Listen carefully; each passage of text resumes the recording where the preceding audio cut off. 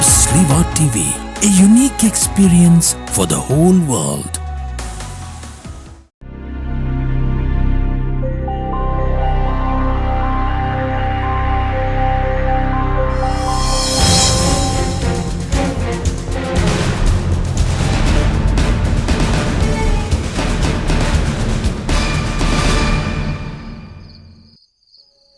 ഈശോമിശിഹായ്ക്ക് സ്തുതിയായിരിക്കട്ടെ. ഈശോയിൽ പ്രിയമുള്ള സഹോദരീ സഹോദരന്മാരെ, എമ്മാവുസ് അനുഭവം, അതായത് ഈ ലൂക്കാസ് ലീഹായുടെ എമ്മാവുസ് അനുഭവ വിശദീകരണത്തിലൂടെ നമ്മൾ കടന്നു പോവുകയാണ്. കടന്നു പോകുമ്പോൾ നമ്മൾ കഴിഞ്ഞ ദിവസം ധ്യാനിച്ചതിൻ്റെ തുടർച്ചയായി നമ്മൾ ഇന്ന് ധ്യാനിക്കുന്നത് അവർ കടന്നുപോയ എമ്മാവുസ് എന്ന് പറയുന്ന സ്ഥലവുമായിട്ടുള്ള ആ ഒരു അകലത്തെക്കുറിച്ചാണ്. 60 സാദിയ ദൂരമുള്ള എന്നാണ് അവിടെ സൂചന പറയുക. ഏകദേശം ഒരു 10.5 കിലോമീറ്റർ മുതൽ ഒരു 12 കിലോമീറ്റർ വരെ വരാവുന്ന ഒരു ദൂരമാണ് യഥാർത്ഥത്തിൽ ഈ 60 സാദിയ എന്ന് പറയുന്നത്. അതിനെക്കുറിച്ച് പല കയ്യെഴുത്ത് പ്രതികളിലും വ്യത്യസ്തമായ പരാമർശങ്ങളാണുള്ളത്. അതിനേക്കാൾ കൂടുതൽ ദൂരം പറയുന്ന പരാമർശം വരെയുണ്ട്. പക്ഷേ അത്രയും പരാമർശങ്ങൾ വെച്ച് നോക്കുമ്പോൾ അത്രയും ദൂരെ ഉള്ള ഒരു സ്ഥലമാകാനുള്ള സാധ്യത കുറവാണ്. കാരണം ഉദ്ധാന ദിവസം തന്നെയാണ് ഈ സംഭവം നടക്കുക എന്നുള്ളതാണ് എമ്മാവുസ് യാത്രയുടെ ഒന്നാമത്തെ സവിശേഷത. അപ്പോൾ നമ്മൾ പിന്നീട് വിശകലനം ചെയ്യുന്നതാണ്. അപ്പോൾ ഇവിടെ നമ്മൾ കാണുന്ന ഒരു കാര്യം, അവർ പകൽ മുഴുവൻ യാത്ര ചെയ്താണ് അവർ സായാഹ്നമായപ്പോൾ ഈ പറഞ്ഞ എമ്മാവുസിൽ എത്തിച്ചേരും. അപ്പോൾ എന്താണ് അതിൻ്റെ പ്രത്യേകത എന്ന് നമുക്ക് ചിന്തിച്ച് നോക്കാം. ആദ്യമായിട്ട് നമ്മൾ കാണുന്നത് ഒരു 10-12 കിലോമീറ്റർ, 10-12 കിലോമീറ്റർ ഇടയിലുള്ള ഒരു ദൂരം എന്ന് പറയുന്നത് യഥാർത്ഥത്തിൽ നമ്മളൊന്ന് ധ്യാനിക്കുമ്പോൾ അത് മറ്റൊന്നുമല്ല. അപ്പോൾ ഈ സ്ത്രീഹന്മാർക്ക് എല്ലാവർക്കും ഉണ്ടായ ഒരു കുർബാന അനുഭവം, അവരെത്രമാത്രം ഉദ്ധിതനായ കർത്താവിൽ നിന്നും അകന്നിരുന്നു, അല്ലെങ്കിൽ അവർക്ക് എന്തുമാത്രം അത് ഉൾക്കൊള്ളാൻ പറ്റി എന്നുള്ള ഒരു യാഥാർത്ഥ്യം നമ്മൾ തിരിച്ചറിയേണ്ട കാര്യമാണ്. അപ്പോൾ വിശുദ്ധ കുർബാന അർപ്പണം അനുഭവിക്കുന്ന ഒരാൾക്ക് മാത്രമേ ഉദ്ധാന അനുഭവം സ്വന്തമാക്കാൻ പറ്റുകയുള്ളൂ എന്നുള്ള ഒരു പരമപ്രധാനമായ ചിന്ത ഇതിൻ്റെ പിന്നിൽ അന്തർലീനമായിട്ടുണ്ട്. അപ്പോൾ സ്ത്രീഹന്മാർ അവരുടെ സൂചനയായിരിക്കാം ഒരുപക്ഷെ ഈ പറഞ്ഞ 12 കിലോമീറ്റർ ദൂരമെന്ന് നമ്മൾ ഒന്ന് വ്യാഖ്യാനിക്കുകയാണെങ്കിൽ നമ്മുടെ ആത്മീയ ജീവിതവുമായിട്ട് അതിന് തീർച്ചയായിട്ടും ബന്ധമുണ്ട് എന്നുള്ള സംശയമില്ലാത്ത കാര്യമാണ്. അപ്പോൾ നമ്മൾ ക്രിസ്തു ശിഷ്യനാണെന്ന് അവകാശപ്പെടുന്ന എൻ്റെ ജീവിതത്തിൽ കുർബാന ഇന്നും ഒരു അനുഭവമായിട്ട് മാറിയിട്ടില്ല എങ്കിൽ നമ്മളൊരുപക്ഷെ യുദാസിൻ്റെ ആ ഒരു അന്ധകാരത്തിൽ തന്നെയാണ് കഴിയുക. ഒരുപക്ഷെ സഭയിലുള്ള ആനുകാലിക പ്രശ്നങ്ങളൊക്കെ വിശകലനം ചെയ്യുമ്പോൾ അതിൻ്റെ ആവർത്തനങ്ങളല്ല ഇന്ന് സഭയിൽ നടക്കുന്നത് എന്നുള്ളത് നമ്മൾ വേദനയോടുകൂടി തിരിച്ചറിയേണ്ട ഒരു കാര്യമാണ്. ഇനി നമ്മളിവിടെ കാണുന്ന മറ്റൊരു പ്രധാനപ്പെട്ട കാര്യം ഇതാണ്. അപ്പോൾ ഒരു പകൽ മുഴുവൻ യാത്ര ചെയ്ത് അവർ മുമ്പോട്ട് പോകുന്നു. അപ്പോൾ അവരുടെ കൂടെ സഹയാത്രികനായിട്ട് കടന്നു വരുന്ന ഈശോയെ നമ്മൾ കാണുകയാണ്. അപ്പോൾ ഈശോ നിയമത്തിൽ നിന്നും പ്രവാചകന്മാരിൽ നിന്നും ഉദ്ധരിച്ചുകൊണ്ട് മനുഷ്യപുത്രൻ പീഡ സഹിക്കുകയും മരിക്കുകയും ഉദ്ധാനം ചെയ്യേണ്ടതിൻ്റെ ആവശ്യത്തെക്കുറിച്ച് അവരെ പഠിപ്പിച്ചു എന്നാണ് അവിടെ സുവിശേഷൻ രേഖപ്പെടുത്തിയിരിക്കുക. എന്താണ് അതിൻ്റെ പ്രത്യേകത? നമ്മുടെ സഭയുടെ ആഘോഷപൂർവമായ ഞായറാഴ്ചകളിലൊക്കെ കുർബാനയിൽ കടന്നു വരുമ്പോൾ നമ്മളവിടെ കാണുന്നൊരു വളരെ സവിശേഷമായ നമ്മുടെ ശ്രദ്ധയാകർഷിക്കുന്ന ഒരു ഘടകമുണ്ട്. അതായത് നമ്മൾ വായനകൾ 4 വായനകളാണ് നമുക്കുള്ളത്. പഴയ നിയമത്തിൽ 2 വായനകൾ, ലേഖനം, സുവിശേഷം, 4 വായനകളാണ്. അപ്പോൾ അതിന് നമ്മൾ ലേഖനങ്ങളുടെ പഴയ നിയമത്തിലെ വായനകളിലേക്ക് നോക്കുകയാണെങ്കിൽ അവിടെ നമുക്ക് കാണാൻ പറ്റുന്നത് ആദ്യ വായന നിയമത്തിൽ നിന്നും, അതായത് പഞ്ചഗ്രന്ഥങ്ങളിൽ നിന്നുമായിരിക്കും. അതിലേതെങ്കിലും ഒരു ഗ്രന്ഥത്തിൽ നിന്നായിരിക്കും. രണ്ടാമത്തെ വായന പ്രവാചക ഗ്രന്ഥങ്ങളിൽ നിന്നുമായിരിക്കും. അപ്പോൾ നിയമത്തിൽ നിന്നും പ്രവാചകന്മാരിൽ നിന്നും ഉദ്ധരിച്ചുകൊണ്ട് ഈശോ പഠിപ്പിച്ചു എന്ന് പറയുന്നതിൻ്റെ തനി ആവർത്തനമാണ് പ്രിയമുള്ളവരെ നമ്മുടെ കുർബാന ക്രമത്തിൽ സംഭവിക്കുക എന്നുള്ളത് നമ്മൾ തിരിച്ചറിയണം. അപ്പോൾ വായനകൾ വരുമ്പോൾ കുർബാന ദൈർഘ്യമാകുന്നു എന്നൊക്കെ പറഞ്ഞ് പരാതി പറയുന്ന ആളുകൾ മനസ്സിലാക്കേണ്ട ഒരു കാര്യം ഇത് തന്നെയാണ്. അപ്പോൾ ഈശോ പഠിപ്പിക്കുമ്പോൾ പഴയ നിയമത്തിൻ്റെ തുടർച്ചയാണ് പുതിയ നിയമം. ഇന്ന് നമുക്കറിയാം പഴയ നിയമത്തെ തമസ്കരിക്കുവാൻ വേണ്ടിയുള്ള ഒരു ആധുനിക ദൈവശാസ്ത്ര പ്രലോഭനം ഇന്ന് ഒരുപക്ഷെ നമ്മളെയൊക്കെ കീഴടക്കിയിട്ടുണ്ട്. അത് വളരെ വികലമായ ഒരു ബൈബിൾ സങ്കല്പമാണ്. അപ്പോൾ പഴയ നിയമമില്ലാതെ പുതിയ നിയമമില്ല. അപ്പോൾ പുതിയ നിയമം അത് അർത്ഥപൂർണ്ണമാകുന്നത് പഴയ നിയമത്തിൽ നിന്നുമാണ്. അതുകൊണ്ട് തന്നെയായിരിക്കാം നമ്മൾ പൗരസ്ത്യ സഭയുടെ ദൈവശാസ്ത്ര വിശകലനം പഠിക്കുമ്പോൾ, പ്രത്യേകിച്ച് പൗരസ്ത്യ സഭകൾ, പ്രത്യേകിച്ച് നമ്മുടെ പൗരസ്ത്യ സുറിയാനി ആ പാരമ്പര്യം നമ്മൾ പഠിക്കുമ്പോൾ അവിടെ നമുക്ക് കാണാൻ പറ്റുന്നത് ഈ സ്ത്രീഹന്മാർ ഒക്കെയുള്ള ആ ഒരു ടിപ്പോളജിക്കൽ വ്യാഖ്യാനം എന്ന് വെച്ച് കഴിഞ്ഞാൽ പഴയ നിയമത്തിലുള്ളതെല്ലാം പ്രതീകങ്ങളാണ്. അപ്പോൾ ആ പ്രതീകങ്ങൾ യാഥാർത്ഥ്യമാകുന്നത് പുതിയ നിയമത്തിലാണ്. അതുകൊണ്ട് പ്രതീകങ്ങളില്ലാതെയുള്ള ഒരു പുതിയ നിയമ ആവിഷ്കാരം എന്ന് പറയുന്നത് ഒരു തികച്ചും ഒരു അസ്വാഭാവികമായ അല്ലെങ്കിൽ ഒരു യാഥാർത്ഥ്യമായിട്ട് പുലബന്ധമില്ലാത്ത ഒരു അവതരണ ശൈലിയാണ്. അപ്പോൾ അതുകൊണ്ട് ബൈബിളിൻ്റെ അതിൻ്റെ ടൊട്ടാലിറ്റി, അതിൻ്റെ സമ്പൂർണ്ണത, സമഗ്രത, അതാണ് യഥാർത്ഥത്തിൽ ബൈബിളിൻ്റെ അർത്ഥം നമ്മൾ തിരിച്ചറിയണം. അപ്പോൾ വിശുദ്ധ കുർബാനയെക്കുറിച്ച് നമ്മൾ പഠിക്കുമ്പോഴും ഈ സമഗ്രത ഇന്ന് തള്ളിക്കളയുവാൻ വേണ്ടിയുള്ള ഒരു പ്രലോഭനം, ഒരുപക്ഷെ ആധുനിക പ്രൊട്ടസ്റ്റന്റ് തിയോളജിയുടെ സ്വാധീനം ഇന്ന് നമ്മുടെ ദൈവശാസ്ത്ര ഇടയിലും അതുപോലെ തന്നെ ഒരുപക്ഷെ ഇന്ന് ആധുനിക തിയോളജി പറയുന്ന പല വൈദികരുടെ ഇടയിൽ നമുക്ക് കാണുവാൻ പറ്റും. അപ്പം അതുകൊണ്ട് പഴയ നിയമത്തിലൊന്നും വേണ്ട എന്ന് പറയുന്നത് തികച്ചും സഭയുടെ പ്രബോധനത്തിന് വിരുദ്ധമായ ഒരു ശൈലിയാണ് എന്ന് വ്യക്തമായിട്ട് നമ്മൾ തിരിച്ചറിഞ്ഞിരിക്കണം. അപ്പം അതുകൊണ്ട് അങ്ങനെയുള്ള പ്രഘോഷണ ശൈലികളോ കാണുമ്പോൾ അങ്ങനെയുള്ള ആളുകളിൽ നിന്ന് രക്ഷപ്പെടുക എന്നുള്ളത് ഒരുപക്ഷെ ഈ കാലഘട്ടത്തിൽ വളരെ അത്യന്താപേക്ഷിതമായി വന്നിരിക്കുകയാണ്. അപ്പോൾ നമ്മുടെ സഭയുടെ പ്രതിസന്ധിയുടെയൊക്കെ പിന്നിൽ ഇങ്ങനെയുള്ള പ്രൊട്ടസ്റ്റന്റ് തിയോളജിയുടെ ശക്തമായ സ്വാധീനം വളരെ അപകടകരമായ രീതിയിൽ വളർന്നു വരുന്നുണ്ട്. ഒരു ക്യാൻസർ പോലെ അത് പ്രത്യേകിച്ചും ഒരു രൂപതയിൽ പടർന്ന് പന്തലിക്കുന്നുണ്ട് എന്നുള്ളത് വളരെ ഒരു യാഥാർത്ഥ്യമാണ്. അതിനെ നമുക്ക് നിഷേധിക്കാൻ സാധിക്കുകയില്ല. ഇതുമായിക്കൊള്ളട്ടെ, നമുക്ക് നമ്മുടെ ചിന്തകളിലേക്ക് കടന്നു വരാം. അപ്പോൾ ഇവിടെ നമ്മൾ കാണുന്ന മറ്റൊരു പ്രധാനപ്പെട്ട കാര്യം എന്ന് പറയുന്നത് ഈ എമ്മാവൂസ് എന്ന് പറയുന്ന സ്ഥലത്തെക്കുറിച്ച് പിന്നീട് പരാമർശം നടത്തുന്ന മറ്റൊരു പ്രധാനപ്പെട്ട ഒരു ചരിത്രകാരനാണ്. നമുക്കറിയാം, സഭാ ചരിത്രകാരന്മാർ 2-3 പേരാണ്, നമുക്ക് സുപരിചിതമാണ് അവരുടെ പേരുകൾ. അതിലേറ്റവും പ്രധാനപ്പെട്ട ആളാണ് എവ്സേബിയസ്. അദ്ദേഹം ഒരു ബിഷപ്പായിരുന്നു എന്നാണ് ചരിത്രകാരന്മാർ പറയുക, എവ്സേബിയസ്. അപ്പോൾ അദ്ദേഹം ബിഷപ്പായിരുന്നു. അതോടൊപ്പം തന്നെ സഭാ ചരിത്രം റിട്ടേണായിട്ട് ആദിമ നൂറ്റാണ്ടുകളിലെ ചരിത്രം നമുക്ക് ലഭ്യമാകുന്നത് എവ്സേബിയസ്, സോക്രാട്ടസ്, സോസോമൻ പോലെയുള്ള ചരിത്രകാരന്മാരിൽ നിന്നുമാണ്. അപ്പം അതുകൊണ്ട് സഭ എന്ന് പറയുന്നത് പൊട്ടിമുളച്ച് വന്നത് ഇന്നോ ഇന്നലെയോ പൊട്ടിമുളച്ചതല്ല. ഇത് ചരിത്രപരമായ ഇതിനൊരു അസ്തിത്വമുണ്ട്. അപ്പോൾ അതിന് ചരിത്രരേഖകളുണ്ട്.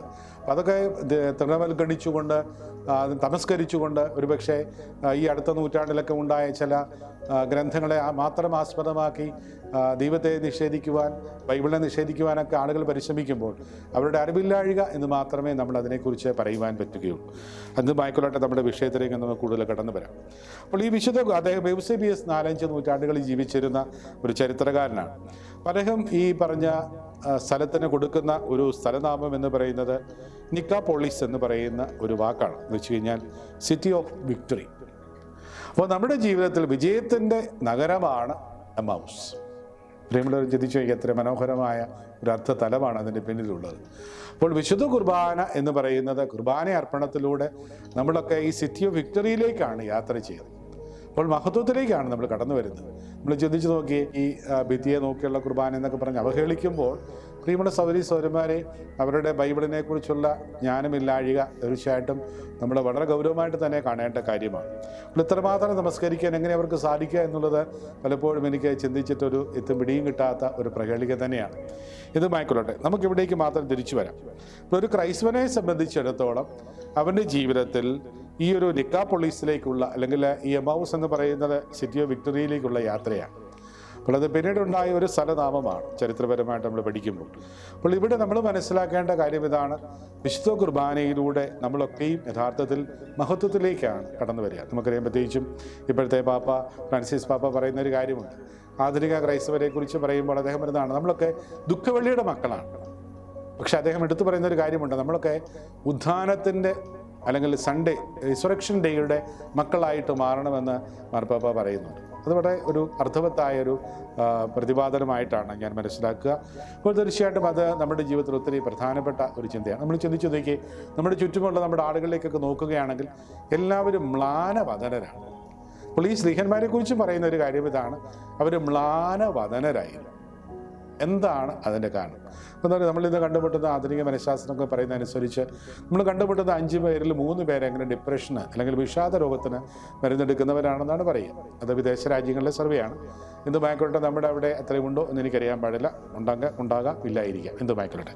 അപ്പോൾ ഇവിടെ നമ്മൾ കാണേണ്ട കാര്യം ഇതാണ്: അപ്പോൾ ഇത്രമാത്രം വിഷാദ രോഗം എന്തുകൊണ്ട് നമ്മുടെ സമൂഹത്തിൽ പടർന്ന് പന്തലിക്കുന്നു?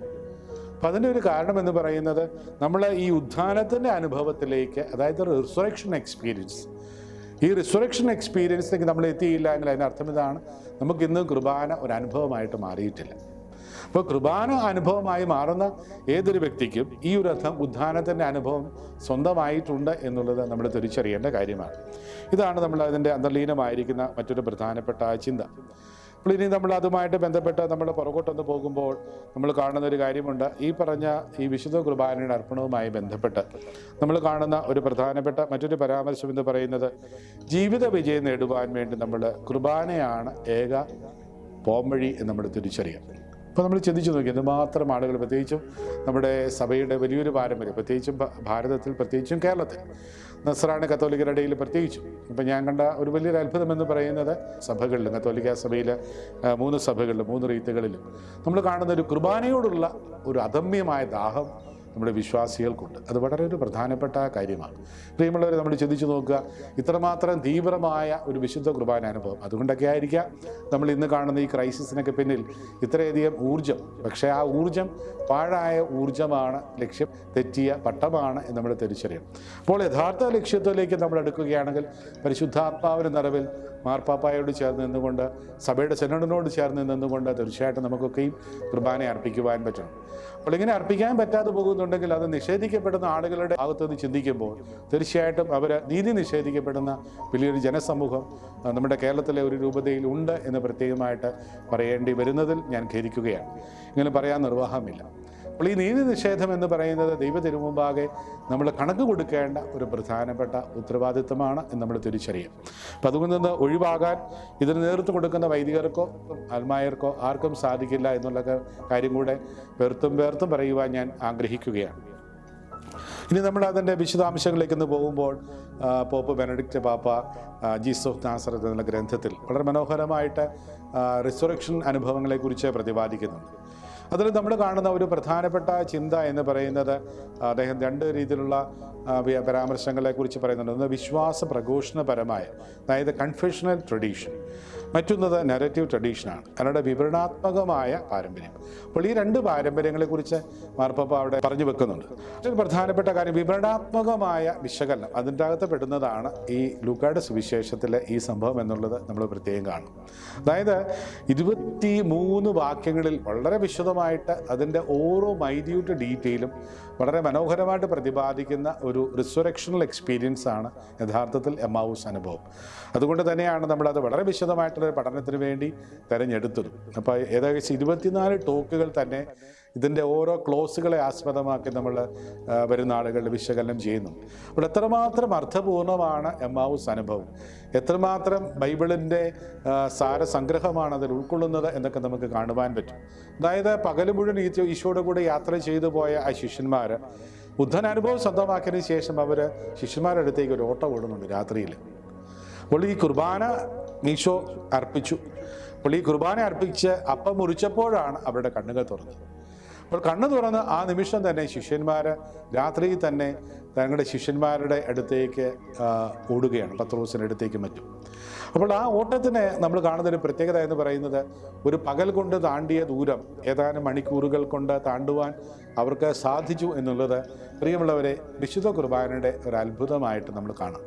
അപ്പോൾ എൻ്റെ ജീവിതത്തിൽ ഞാൻ വിശുദ്ധ കുർബാന ഒരു അനുഭവമായിട്ട് മാറിയിട്ടുണ്ടെങ്കിൽ ഇത് തന്നെയാണ് എൻ്റെ ജീവിതത്തിൽ സംഭവിക്കേണ്ടത്. നമ്മൾ കാണുന്ന മറ്റൊരു പ്രധാനപ്പെട്ട കാര്യം എന്ന് പറയുന്നത് നമ്മുടെ ജീവിതത്തിൻ്റെ അനുഭവങ്ങൾ തന്നെയാണ്. പ്രിയമുള്ള സഹോദരന്മാരെ, ഒരു നിമിഷം ഒന്ന് ചിന്തിച്ചു നോക്ക്.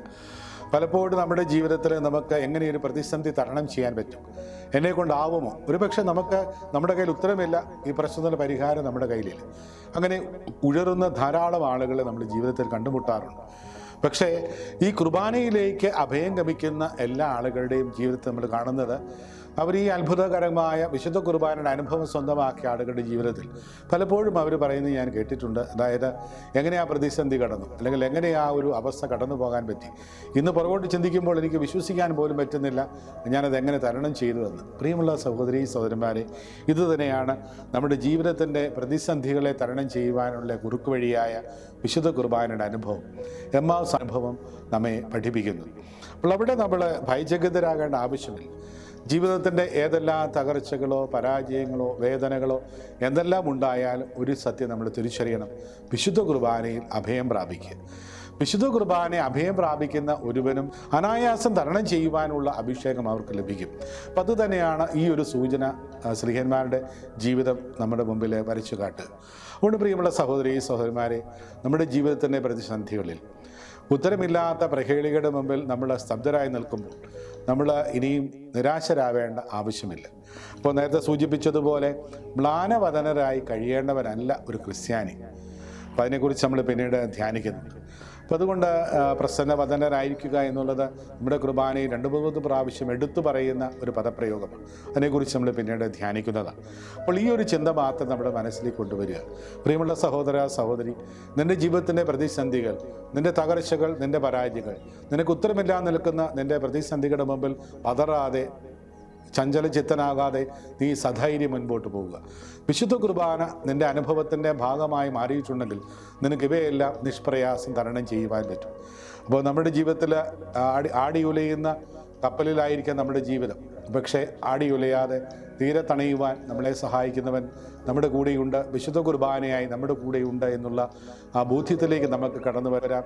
ഉദ്ധിതനായ കർത്താവ് നമ്മെ എല്ലാവരെയും അനുഗ്രഹിക്കട്ടെ. ഈശോ മിശിഹായ്ക്ക് സ്തുതിയായിരിക്കട്ടെ.